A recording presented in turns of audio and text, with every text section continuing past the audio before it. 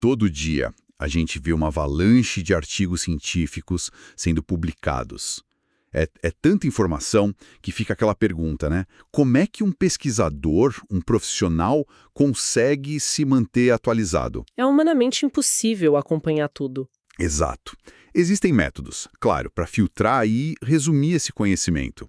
Hoje, a gente vai mergulhar fundo em um desses métodos, a chamada revisão integrativa. Ah, essa é famosa e polêmica. E vamos investigar um estudo que colocou uma lupa sobre como ela está sendo usada, ou talvez mal utilizada, no campo da psicologia aqui no Brasil. E essa análise, ela é crucial por causa de um conceito que é a espinha dorsal da psicologia moderna, que são as práticas baseadas em evidências, as PBPs. Certo. A ideia é a seguinte: um psicólogo na clínica não pode tomar uma decisão do nada, sabe? Baseado só em achismo. A decisão precisa juntar 3 coisas. Quais seriam? O que a ciência de ponta diz, a experiência do próprio terapeuta e, claro, as características e os valores do cliente. Faz todo sentido. É uma espécie de tripé, então. Exato. E se um desses pés, o da ciência de ponta, estiver meio bambo, tudo pode desmoronar. Exatamente. É aí que entra a nossa fonte de hoje. É um artigo super recente de 2024 dos pesquisadores Lemos e Ferreira. Eles fizeram o que eu chamaria de uma revisão das revisões. Uma meta-revisão, de certa forma? Isso.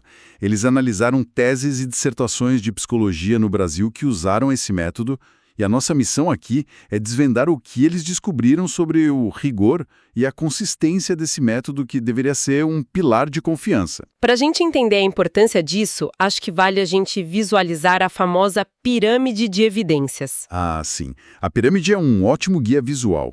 É basicamente um ranking dos tipos de estudo científico, né? Lá na base, no degrau mais baixo, ficam as pesquisas de laboratório. Em tubos de ensaio, com animais. Exato. Conforme a gente sobe, a confiabilidade aumenta. Passamos por relatos de caso, estudos de coorte, até chegar nos ensaios clínicos randomizados, que já são bem robustos. Mas, e no topo? O que está no topo da pirâmide? No topo estão justamente as revisões da literatura. Certo. Elas são consideradas o nível mais alto de evidência, porque elas não olham para um único estudo isolado. Elas olham para o conjunto da obra, sabe? Sintetizam o que múltiplos estudos dizem sobre um mesmo assunto. E dentro desse topo existem tipos diferentes, né? Sim, existem alguns tipos principais. O mais famoso talvez seja a revisão sistemática. O nome já entrega, ela é extremamente metódica, rigorosa. Ok. O objetivo dela é responder a uma pergunta de pesquisa muito, muito específica, tipo, a terapia X é eficaz para tratar a condição Y em adolescentes. Para isso, ela tem regras super claras para buscar, selecionar e avaliar todos os estudos relevantes. Entendi. E a meta-análise? A meta-análise é, digamos, uma revisão sistemática com um superpoder estatístico. Gostei da definição. Ela pega os dados numéricos de vários estudos e combina tudo para calcular um resultado geral, uma média, assim, do efeito de uma intervenção. Ok, então, revisão sistemática é rigorosa e focada. Meta-análise é a sistemática com matemática avançada. Onde a revisão integrativa, o foco da nossa conversa, se encaixa nisso tudo? A revisão integrativa é a mais flexível do grupo. É um método bem mais amplo, projetado para responder perguntas mais abertas. Mais abertas como? Enquanto a sistemática foca em estudos com métodos parecidos, a integrativa permite que você misture tudo no mesmo caldeirão. Ah, Estudos quantitativos, qualitativos, teóricos. O objetivo é ter uma visão panorâmica, sabe? Mais profunda de um conceito. Ela quer entender o todo, não só uma partezinha. e essa necessidade de entender o todo fica muito clara quando a gente olha os números, né? O artigo que a gente está usando de base cita que, só entre 2011 e 2016, Os dados são impressionantes. o Brasil publicou mais de 250 mil artigos. Viramos o 13º maior produtor de ciência do mundo e a Biblioteca de Teses e Dissertações, a BDTD, tem mais de 857 mil trabalhos. É um oceano de informação. Exato. Sem barcos de resgate, como essas revisões, a gente simplesmente se afoga. Pois é. E para ver se esses barcos estavam sendo bem construídos, os autores Lemos e Ferreira fizeram algo muito interessante. O quê? Eles usaram o próprio método para investigar o método. Fizeram uma revisão integrativa das revisões integrativas defendidas em programas de pós-graduação em psicologia no Brasil. Que sacada. E onde eles buscaram isso? Na base da BDTD, usando as palavras-chave revisão integrativa e psicologia. E essa busca, imagino que tenha retornado muita coisa. Sim, a busca inicial retornou 355 trabalhos. Daí, depois de aplicar os filtros, por exemplo, eles só incluíram trabalhos que eram de fato da área de psicologia. Certo, para não misturar as coisas. Exato. E que usavam a revisão integrativa como método principal. Depois de tudo isso, eles chegaram numa amostra final de 51 estudos. 51. Isso, sendo 15 teses de doutorado e 36 dissertações de mestrado. Um detalhe que me chamou a atenção no estudo foi a linha do tempo.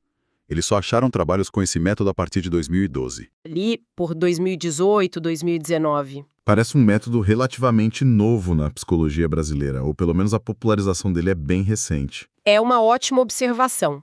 O método em si não é novo lá fora, mas a adoção dele aqui na pós-graduação em psicologia parece ser um fenômeno da última década mesmo. O que talvez ajude a explicar alguns dos problemas que eles encontraram, né? Com certeza. Muitas vezes, quando uma metodologia se populariza muito rápido, ela corre o risco de ser aplicada sem o devido aprofundamento, sem o cuidado técnico necessário. Então eles tinham essa amostra de 51 trabalhos. O que me deixa curioso é o que acontece quando você coloca todos eles sob um microscópio. A prática corresponde à teoria? Qual foi o primeiro grande achado? Olha, o primeiro achado para ser sincera, é espantoso.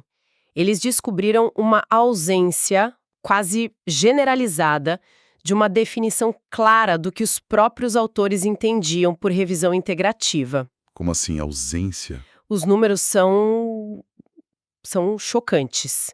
Em 34 dos 51 trabalhos, ou seja, 66,6%, 2/3? 2/3, os autores simplesmente não apresentaram nenhuma definição do método que estavam usando. Eles escreviam, foi realizada uma revisão integrativa e seguiam em frente, como se fosse óbvio. Espera aí, deixa eu ver se entendi. 2/3. Em trabalhos de mestrado e doutorado, que são o ápice da formação acadêmica, Exato. os pesquisadores usaram um método complexo sem nem explicar o que ele é. Isso é, no mínimo, estranho. É mais que estranho, é uma falha metodológica grave. Pensa no que isso significa. É como um chefe apresentar um prato e, quando perguntado sobre a técnica, ele responder: "Ah, eu cozinhei." Certo. Mas como? Exato, foi no vapor, foi frito, foi assado. Sem a definição do método, quem lê não sabe quais eram as premissas, os objetivos, os limites daquela pesquisa. A credibilidade já começa comprometida ali. E nos 17 trabalhos que pelo menos tentaram definir, havia um consenso? Longe disso.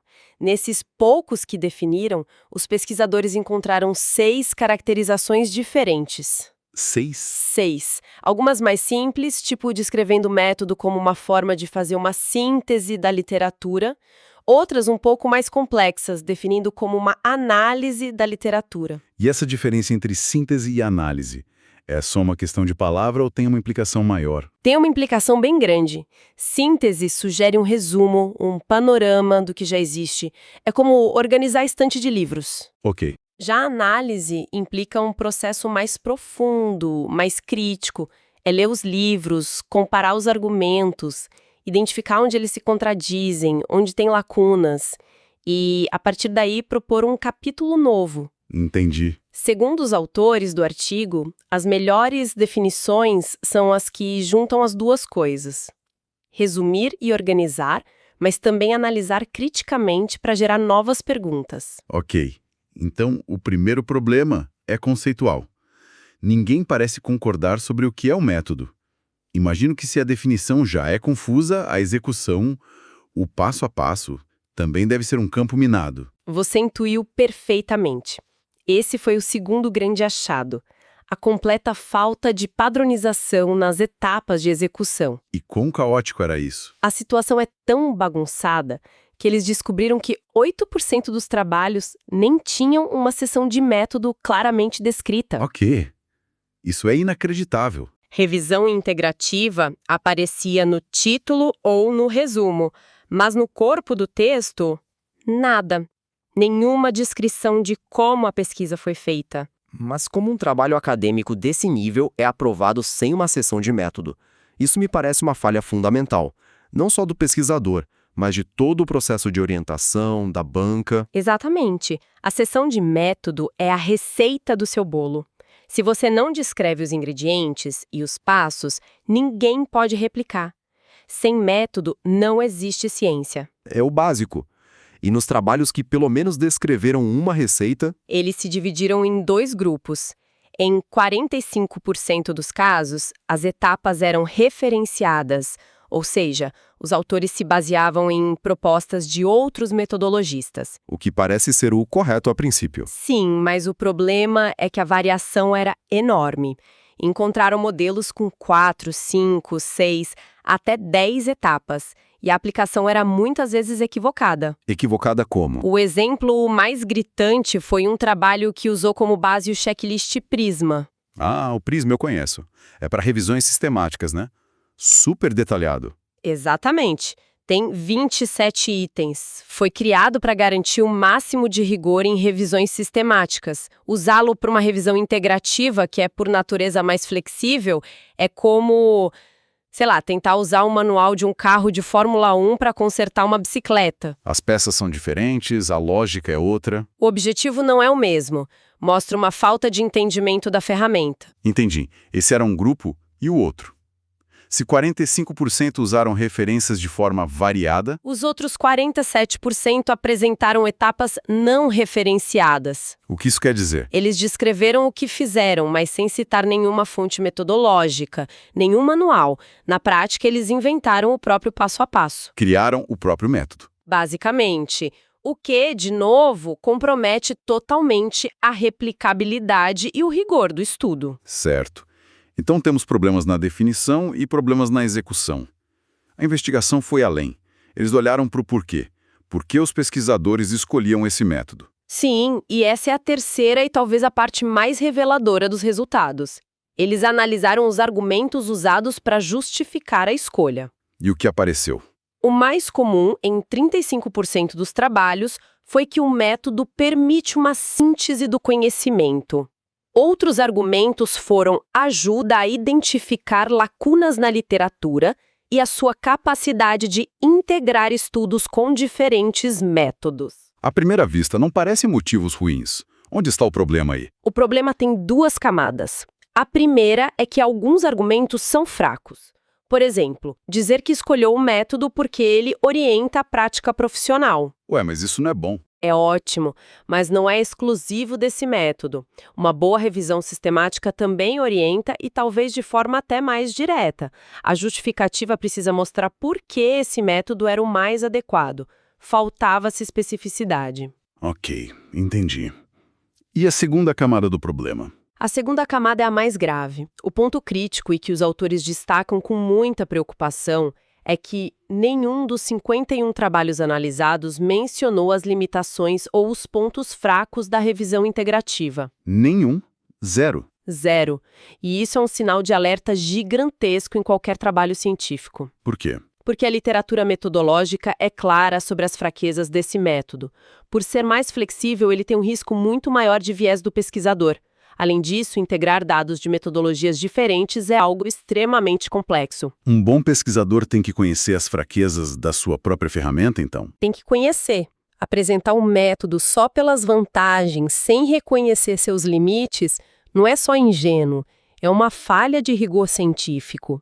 Então, juntando todas essas peças, qual é o quadro final que emerge? A gente tem um método que, na teoria, está lá no topo da pirâmide de evidências, Uma ferramenta super poderosa, mas que na prática, pelo menos nessa amostra da psicologia brasileira, está sendo usado de forma inconsistente, sem definição clara, sem um passo a passo padronizado. e o que é pior, sem uma consciência crítica sobre as próprias limitações. É isso. Exatamente. A conclusão do artigo de Lemos e Ferreira é um chamado à ação. um alerta para a comunidade acadêmica. Eles propõem alguma solução? Adoção de revisões integrativas em psicologia. Sem um padrão de qualidade, corremos o risco de poluir a base de conhecimento com sínteses de baixa qualidade. O que vai diretamente contra o princípio das práticas baseadas em evidências, que era o ponto de partida de tudo. Exatamente. O objetivo é usar a melhor ciência disponível. Se a ferramenta que sintetiza a ciência falha, todo o sistema fica comprometido. É um paradoxo, né? Uma ferramenta criada para organizar o conhecimento está, na prática, gerando mais ruído por ser mal utilizada. Um paradoxo perigoso. E isso me leva a uma última reflexão. O estudo que a gente analisou hoje aponta para um problema bem específico, de padronização, dentro de um campo acadêmico.